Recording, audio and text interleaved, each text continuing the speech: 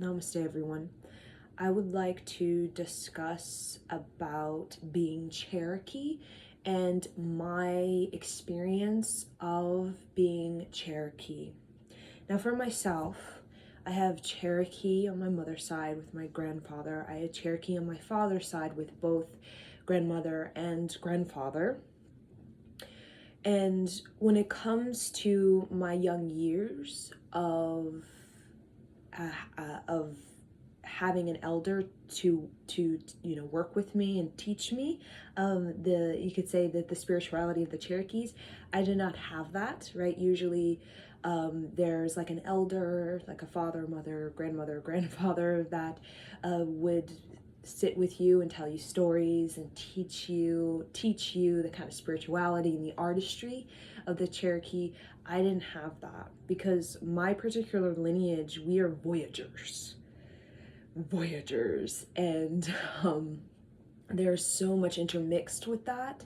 When it comes to like my mother, we come from Germany, and then from my father's side, we come from Spain, and then we go back to Saudi Arabia, and then we also have France, and then we also again have this sort of Afro-French, right? Afro-French type of combination.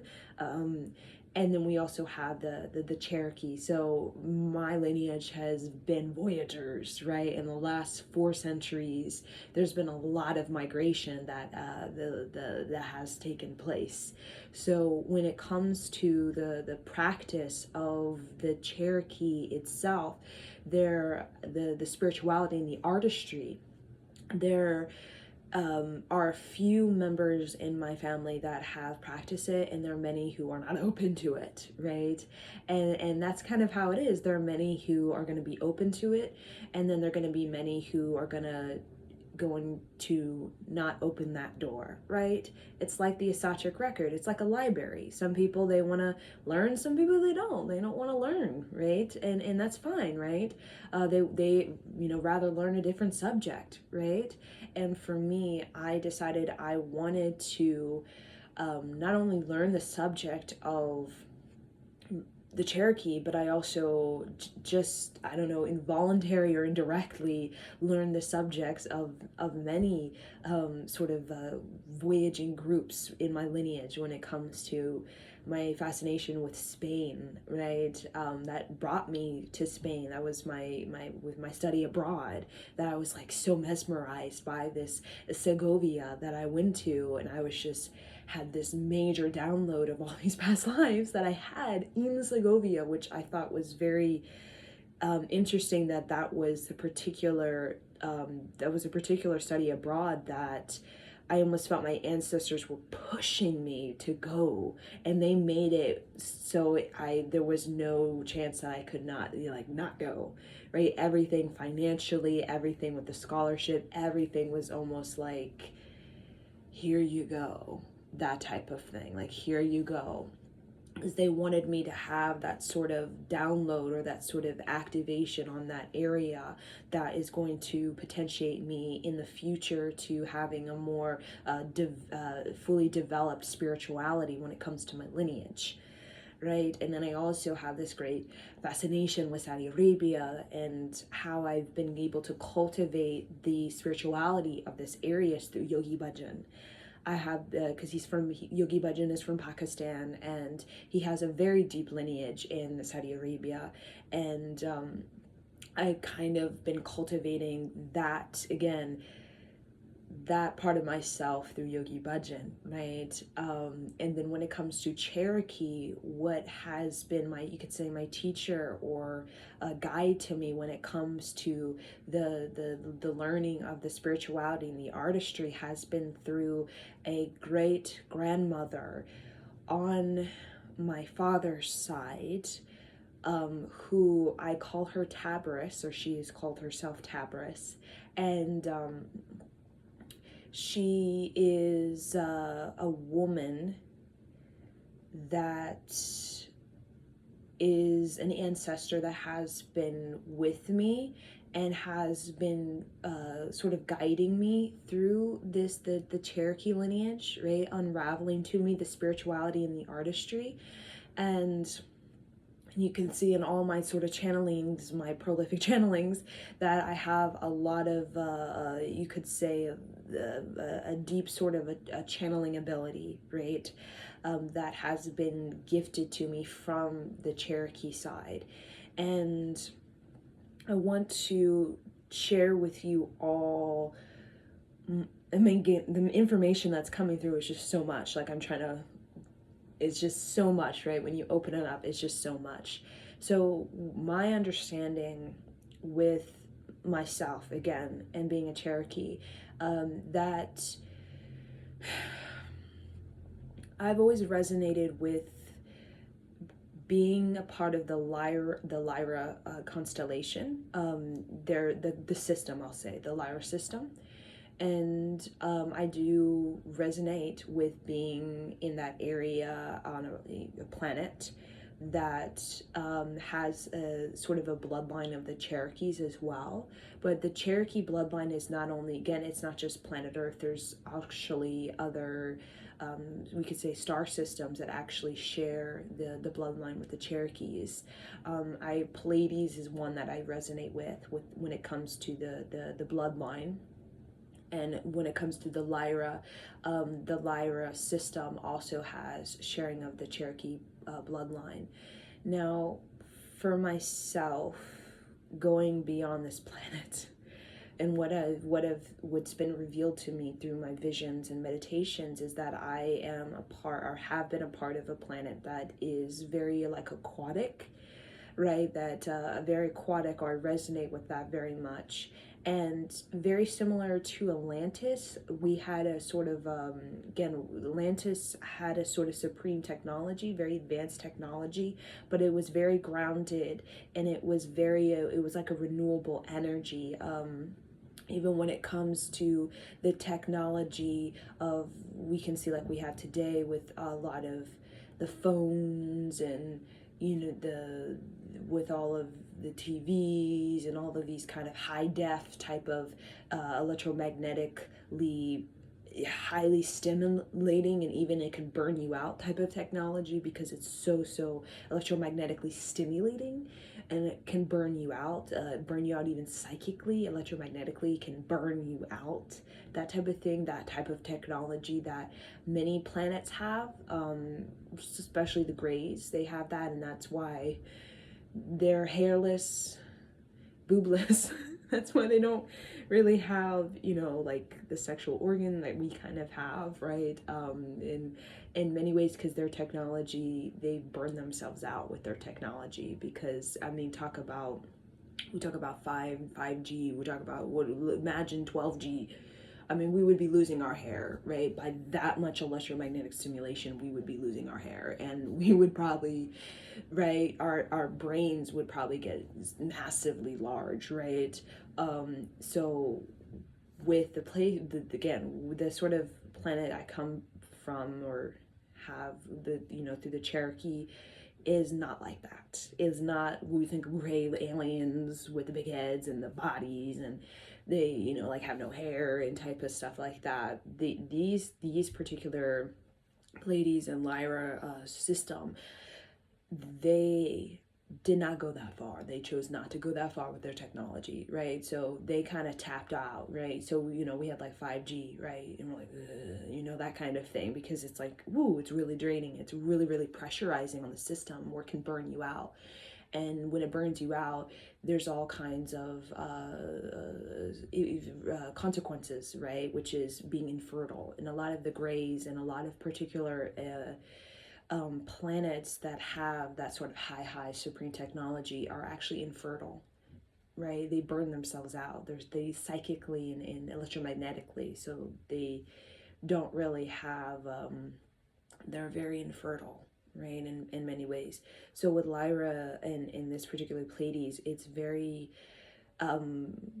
kind of, you could say, very earthy, very grounded. The technology, again, it's very renewable. There isn't this great demand to have all of this, 5G, 10G, 20G, 30G, 50G type of, technology. There really isn't a race to have the best of the best technology.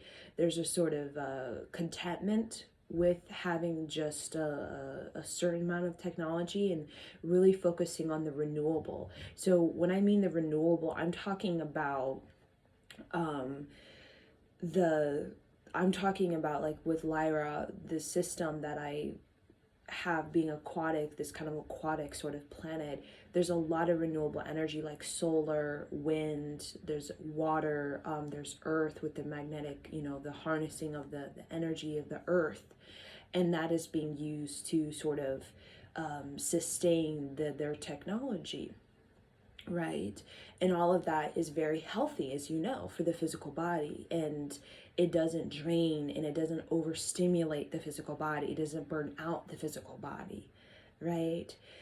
So, and very much like Atlantis was very similar. Atlantis was considered had a high amount of technology, but it was through renewable energy that they were using to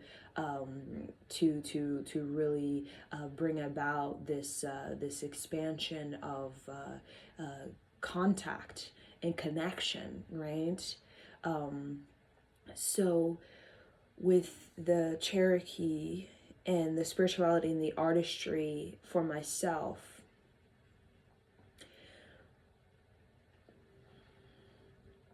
I have learned myself to be a woman of the water element, right? That is kind of what Tabris has shown me, a woman of the water element. And basically what that means is the water element has to do with the emotions, right? It has to do with the matters of the heart. So for my again, everybody has their creative niche and their creative edge, right? And it's discovered, right? And it's discovered amongst the women, like the mother, right? The grandmother. It's discovered amongst the women. And a lot of that is discovered through meditation. A lot of that is discovered through, you can say, the earth and receiving the signs and the messages from the earth, such as the animals. When a child is born and there's a particular animal that is very prevalent, because there's certain animals that will come when a new child is born, and that animal will represent the spirit guide, and that animal will also represent the sort of archetype that person, that young little baby, will become, right? And for me, I have been the water element. So what that means is, like, in a Cherokee sort of spirituality, I could have been born when it was raining, right? If I was born when it was raining, or I was born when the tide was high. I was born when you could say there was around a body of water, right? Or when it came to the cosmic event, there was a strong water sort of a pool that was going on the planet, right?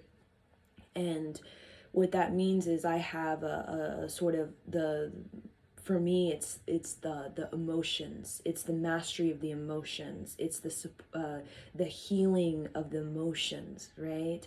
That's my sort of creative impact, is being in touch with my emotions, having stability, balance in the emotions, right?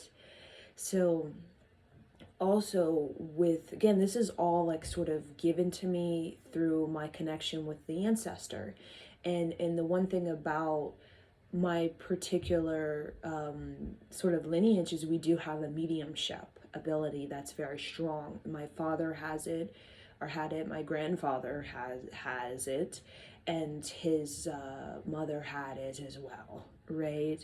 So there's definitely a strong mediumship ability. Mediumship ability is basically being able to connect with your ancestors, or you can say departed loved ones, but also with ancestors. Again, this is something that you can develop, right? You can develop. And for me, the sort of what I've developed most in the sort of you could say psychic spectrum is channeling. And that is something that is not only, that's something to do with my many past lives of not just being in this lineage, but also being a Cherokee myself on another planet, right? So you could say the Pleiades and the Lyra kind of, they're very similar, but the Lyra sort of system, in my understanding and my meditation of that, actually is a little bit more private, a little bit more, you could say, earthy than Pleiades. And Pleiades is considered like the Assachic record.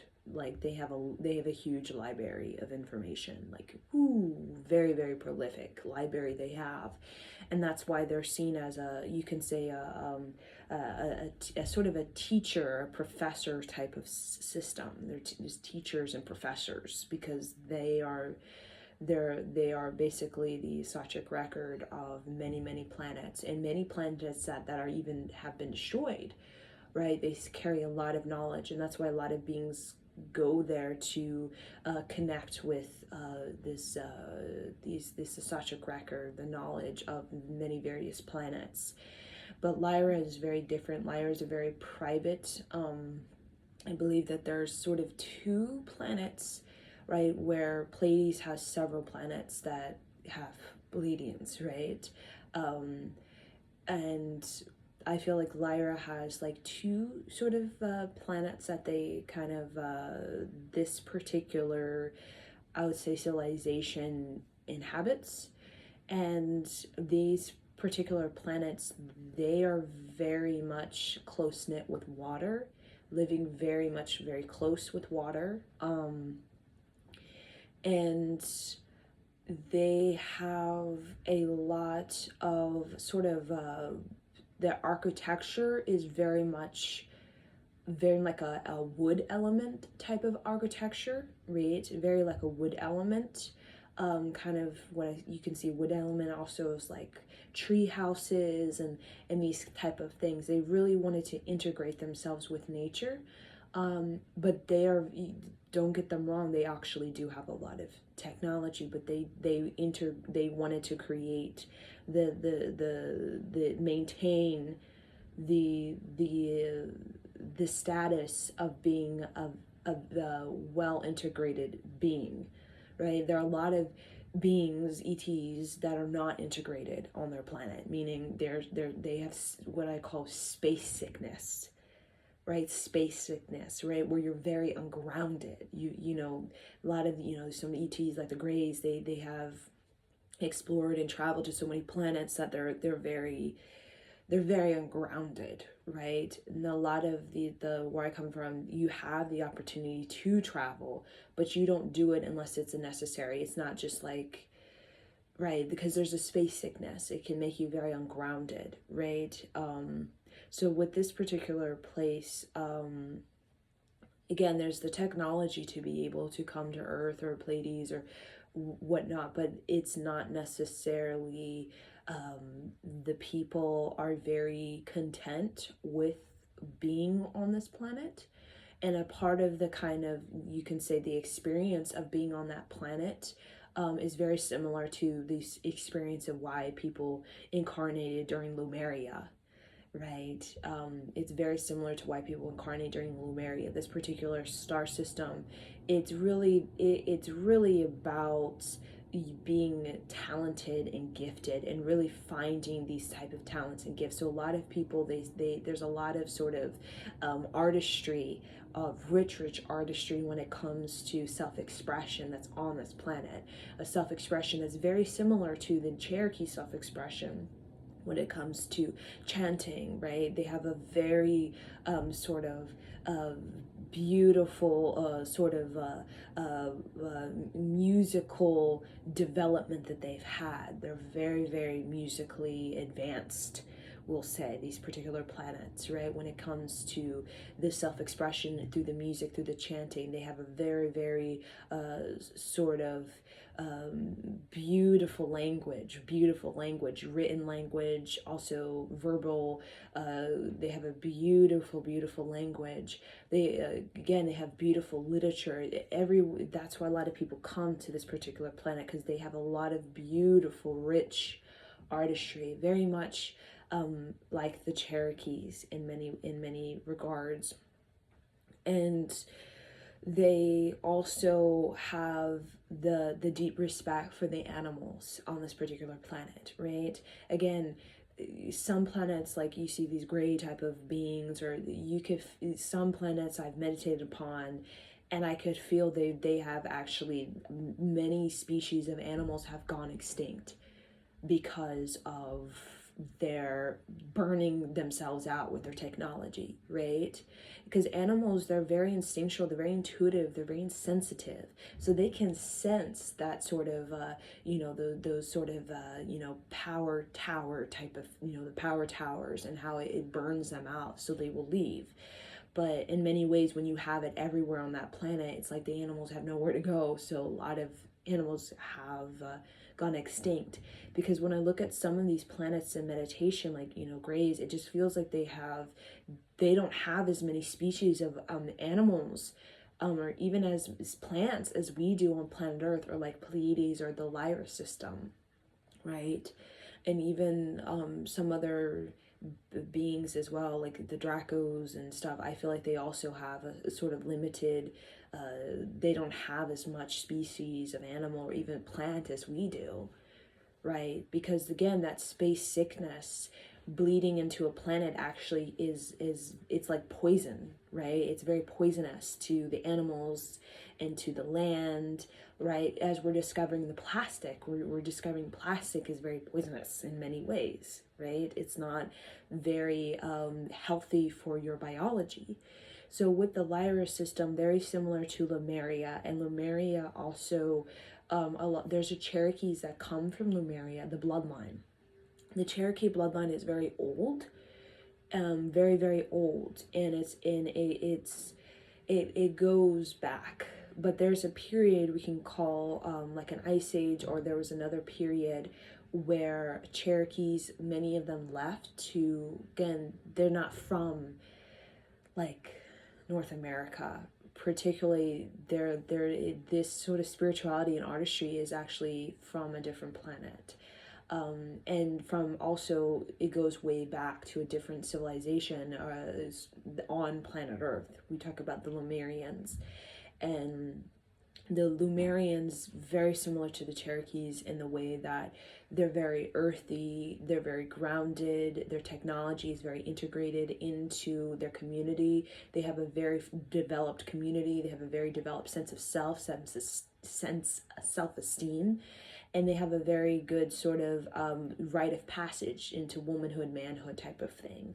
And that's kind of what the Cherokees is about. The artistry of it, the spirituality of it is like you get an opportunity to, basically you can take on these virtues that are given to you because your tribe holds the virtues and has held these virtues for many generations. So either you're a man or woman, you take on these different types of virtues that are you're initiated into them, right? And you practice them, and that's actually quite exciting. And that's very much what the Lyra system, also with Pleiades, very similar. They do have that kind of these virtues that you are basically, you get to you practice for character development.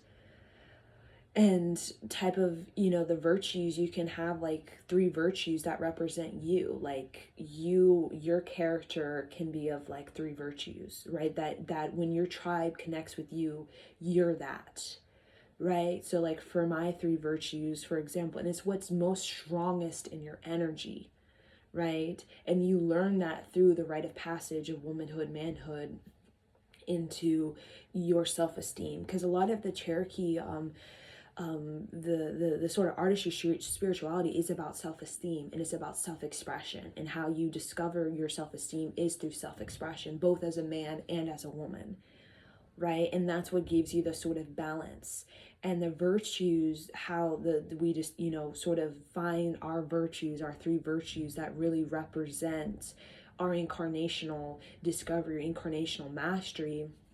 We discover them through the community.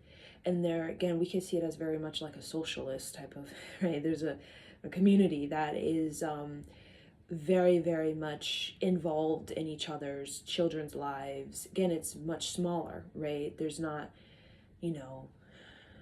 5 million people, so it's a lot easier to sort of manage when there's not 5 million, right? Or kind of that type of thing, right? Your tribe, it could consist of a very small number compared to what we have today on the planet. So it's a lot easier to sort of get to know each other, right?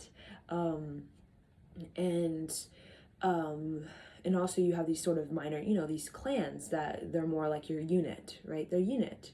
And the unit, each sort of clan has its different sort of virtues that are strong. Again, they all have the kind of same virtues when it comes to the bigger tribe, which is like a bigger geographic region, basically, that, each of the clans kind of, interact with each other to exchange their ideas, and also their, inventions. But all like these particular clans have their own sort of virtues that they're known for, like their strengths. They're known for having this particular development in this virtue. And for the Cherokee, there is, again, for men, for the masculine, there's a sense of discipline, and there's a sense of being a warrior and being a strong heart. Right, when you think of the men and the rite of passage, being a man, right, the ritual of becoming a man, it's like you're disciplined and you have a strong heart. So with Cherokee men, like, it's different in our society today because men can be 50 and they say they're a man, but then they have such a weak heart. You know what I'm saying?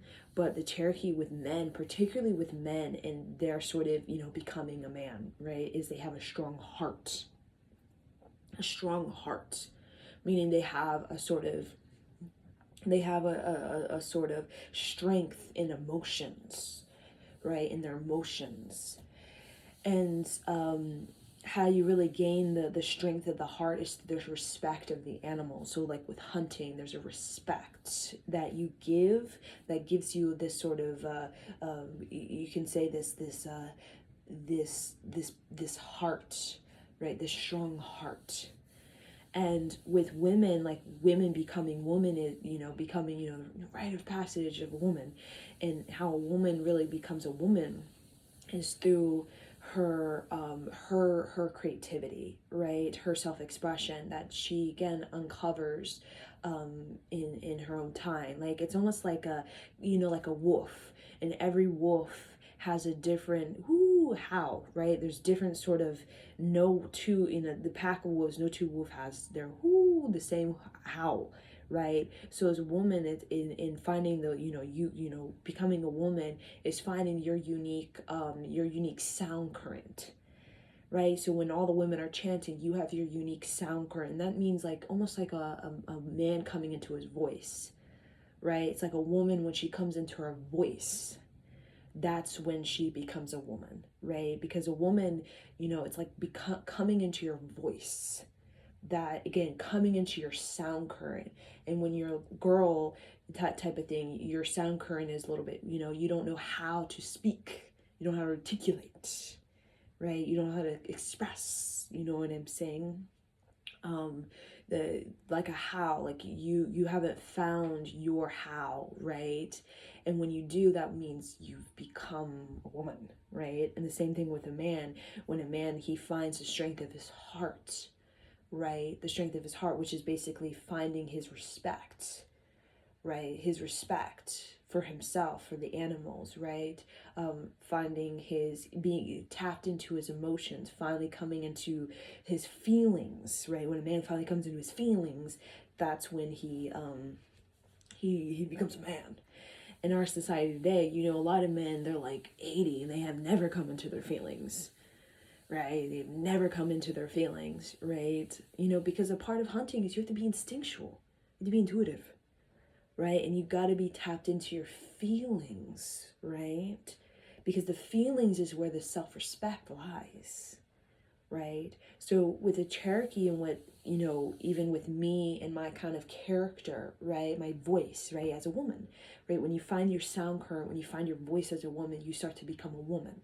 And the more you develop that voice as a woman, you become a sort of leader, right? And there in the Cherokee tribe, there's a council of women, just like in Lemuria, Pleiades, Lyra system. There's a council of women, and these council of women are the voice of the tribe. And women, with, again, they would discuss with other women in other clans, and then in the bigger sort of tribe, right there, the women would have these kinds of discussions, because the women have this sort of this articulation, right? Women have been sort of trained to have this sort of articulation, right?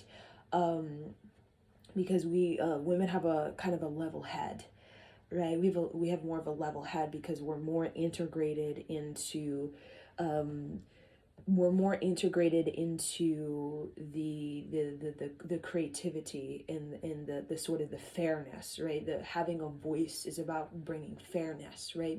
Knowing how to mediate, right? And that's basically what women who become a part of the council or the elders, women elders, who basically are judges, right? And there's there is an order, there's a sort of they're judges, right? Basically, it was given to women who have the best they know how to mediate, meaning basically they know how to mediate, they know how to calm down conflict, they know how to take friction and conflict into they know how to sort of mediate the friction and conflict, meaning they're really good problem solvers, right? Calming things down, right? Kind of like peace holders type of thing, right? And that takes that takes a sort of an articulation to be able to bring this sort of mediate and bring sort of peaceful resolution to conflicts or frictions. And that's what we have today as judges, right? A lot of judges, again, they have proven themselves through many years, decades of actually being able to bring peaceful resolution, as well as to mediate conflict, to see all the different problems and the issues, and have this sort of expandedness of the mind, or sort of the knowledge of the history, to be able to bring about the most fair choice, fair decision.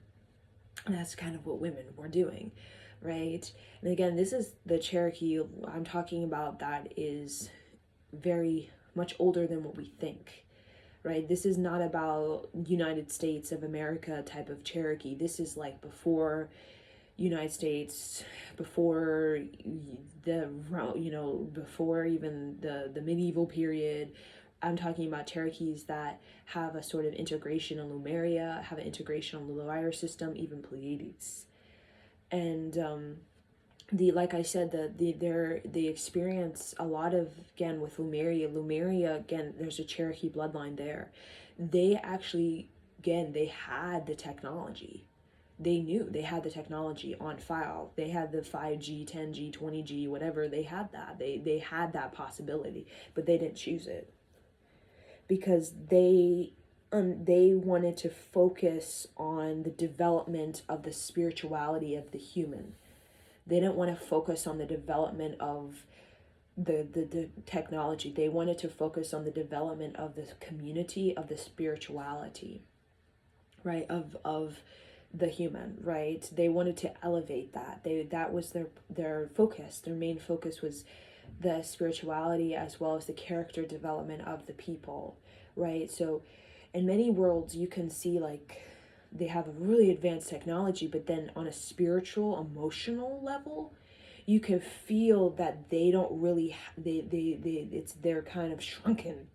Even when you think of the little gray aliens, they have these big old heads, but then they have such short, kind of small, like heart energy, right? And a lot of the technologies put so much stimulation on the brain, and has put no sort of energy on this magnetic field of the heart that a lot of them have lost their emotional range. They've shrunken it, right? Emotional range as human beings is what we have, where we can experience grief of the grief and we can experience love of the love and everything in between.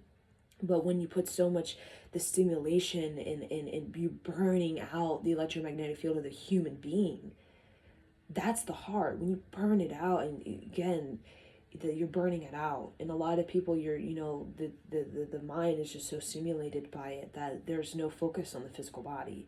And over time, and many generations of not having focus on the physical body, your physical body gets smaller. You start to have less features of the physical body, meaning hips, gets smaller hips. You get probably smaller thighs, smaller breasts. I mean, you start to lose the sort of, the whole type of the physical. It kind of just sort of degrades over time. And that's what happened for some ETs, right? Where they were so focused on the technology. Now with Lemuria again was renewable energy like ancient Egypt, and very successful these sort of civilizations were, and that's why they're remembered, because it wasn't just 5,000 years. It was very long years, very long, like 30,000, 50,000, 100,000, going even further than that. Because Lemuria was actually a very, very long period that happened. And again, this renewable energy is something, when I say it's about sort of putting a certain cap on the amount of technology and kind of being okay with that. Like, for example, iPhone 5, 6, 7, 8, 9, 10, 20, 30, 40, 50, 50, that kind of thing. It's like putting a sort of cap, right? And then just focusing the energy on like spirituality, community, was what a lot of, Lemuria and Atlantis did. And also Lyra and even Pleiades did. Not everybody did that. Some people, they went way up. They got the best of the best sort of supreme technology, right? The fastest spaceship, right? Whatever, type of thing they've had. But then again, there's a sort of consequence to that. You can burn yourself up, right? And a lot of us sensitive souls, we feel that sometimes, like you're being burned up or like you're being drained by the technology, right? Because it does have an effect on the electromagnetic field of you. So with with me and the connection to my Cherokee lineage is really about the meditative space that I have, because a lot of the Cherokee, it was a very spiritually and emotionally, again, I'm talking about before this Europeanized type of land. I'm talking about when we had a lot of the virtues and the philosophies of Lemuria and Pleiades and Lyra system. We had a very developed spirituality and artistry, very developed self-expression, both men and women. There was not men who were disconnected from their feelings and that type of thing. There wasn't women who had no voice and they couldn't speak up. There was none of that, right? And that's the thing. We may have the technology that we think we desire on this planet, but what about women? Do they have a voice? What about men? Are they emotionally tapped into themselves? Many ways not. You know what I'm saying? So that's kind of, we have a sort of a two-way we can go. The technology puts so much focus on that, right? But then the sort of consequence of that is we're going to sort of burn ourselves out, right? Eventually, and we already are, right? Burning up the electromagnetic system of ourselves. Or we could focus on spirituality, character development, right? And that is going to, again, the technology may not be, the 1050G whatever type of thing, but it will give this planet more of you could say development of greater creativity on this planet, right? So with the Cherokees, there was a great sort of, like Lemuria, again with the philosophy and the virtues being very similar to even Asia when it comes to being natural and being grounded, right? And architecture was very much connected to, right, the earth. So with the Cherokees, again, with the spirituality and the artistry, again, it was very, very rich, right? Very, very rich. And with being a part of that bloodline kind of grants me the sort of a Sachic record, right? To almost like living out that experience as though it's my own, right? Because every experience your ancestor has had becomes your own, and that's what makes you very rich. Every experience of your ancestor, every ancestor on this planet, other planets, it becomes your own. You can access that. You can look through the eyes of that person. You could feel through them. You can connect with it, even if it's like 1,000 years in the past. You can feel it. You can sense it. You can tap into it. And the ceremonious and ritualistic lifestyle of these people gave them a pretty high self-esteem and a pretty secure character. The character development is with the Cherokee, I feel like, was one of the greatest things that they had, they accomplished, achieved, right, in their civilization, we'll say, of Lemuria and, other places as well, was self-esteem and character development, right? And even when you look at Pleiades and the lyre system, you could feel like how expressive these beings are, like emotionally expressive. And that's the thing with the Cherokees. The Cherokees had this emotional expression. They had their own sort of philosophy, right, when it came to emotions, and when it came to sharing those emotions, right, when it came to there's a sense of working through the emotions, having a sense of mastery of emotions that the Cherokees had when it came to transforming emotions, right, into creativity, right, into finding the balance in those emotions through creativity. And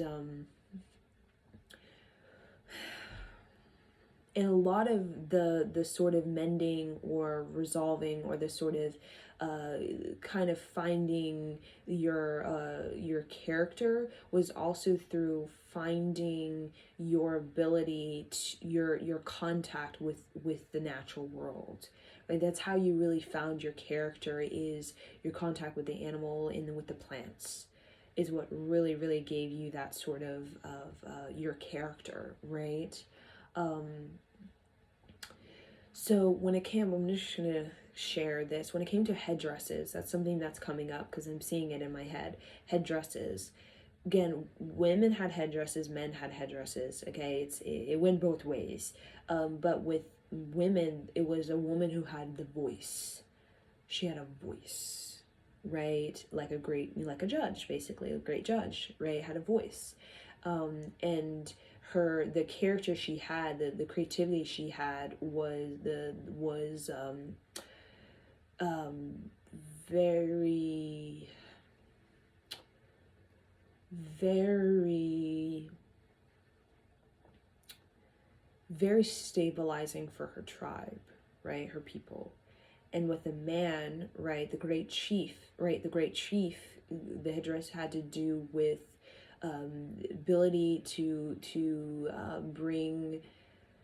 bring just decisions to his tribe or his people consistently, right? Again, there's a thing about being just and bringing justice to your people, right? That grants you, again, this sort of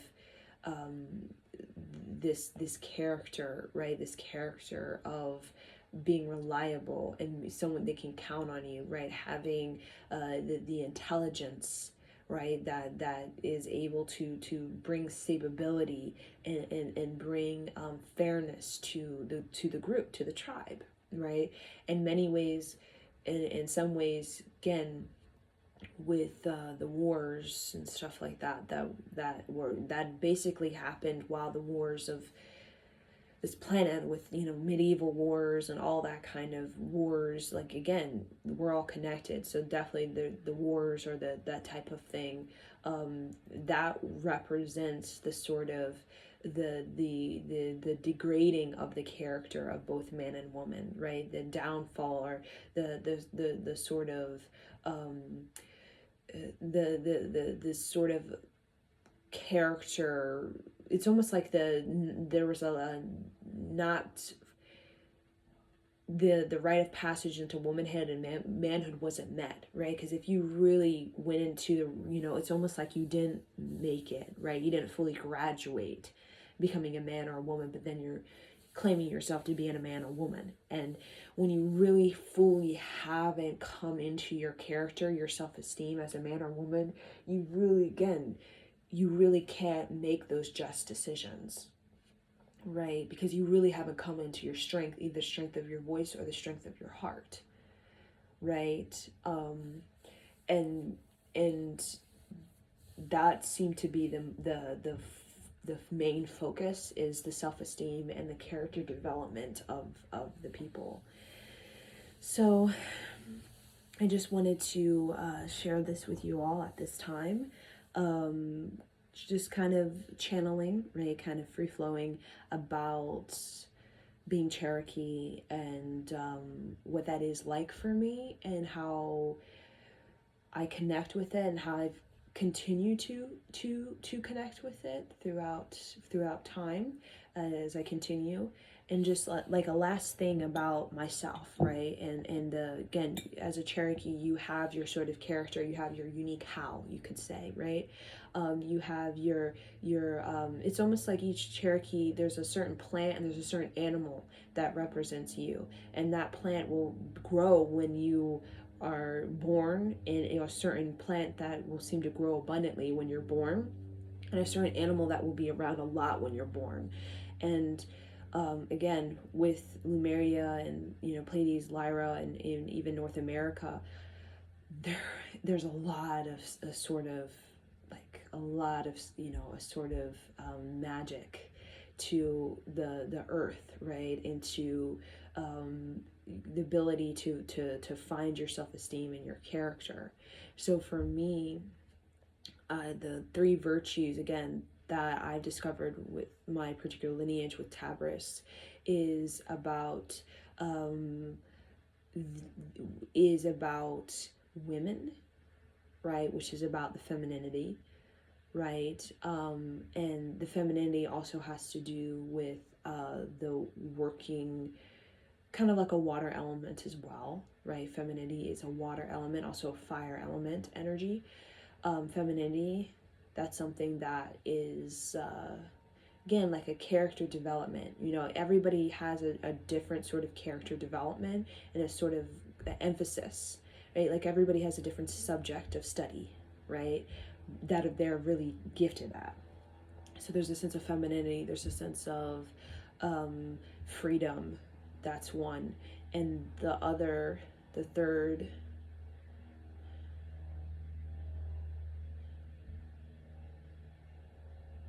I would say dependability, which is about being firm and sturdy, right? And those are kind of, again, three virtues that kind of represent your subject of study, that is a part of how you contribute, right? These qualities of you is you're contributing to the tribe, right? You give these sort of qualities of study that you will eventually teach when you get older to your tribe, right? To help keep the self-esteem of your tribe at a certain caliber.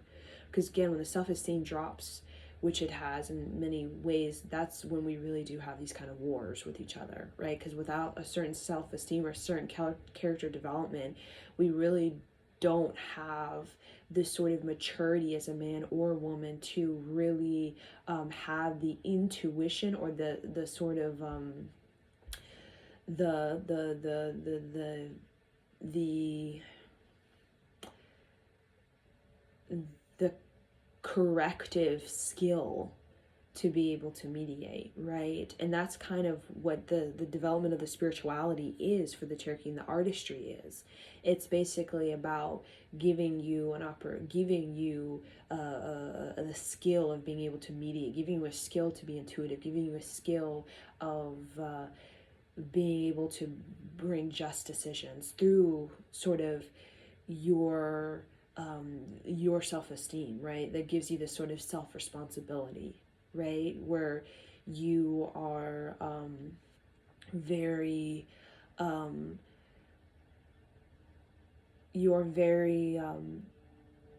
respectful, right? Also have an ability to be very respectful to your environment, your animals, plants, other neighboring things, but also very, very strong, right? Like a warrior, very, very strong. And in periods where there is injustice, the conflict, the battle, the wars that we have all over this planet, it really is what really brings about this sort of turn of event is when the people decide to really go back into their spirituality, and that's when you start to see the sort of evolution of that period go into a period of what we call calm, or a period of sort of a period of turning that friction, that conflict, into a desire to actually want to develop yourself spiritually, rather than just continuing to just chase each other's tails type of thing. So I think this is what I want to share with you at this time, and thank you for joining me in Satnam.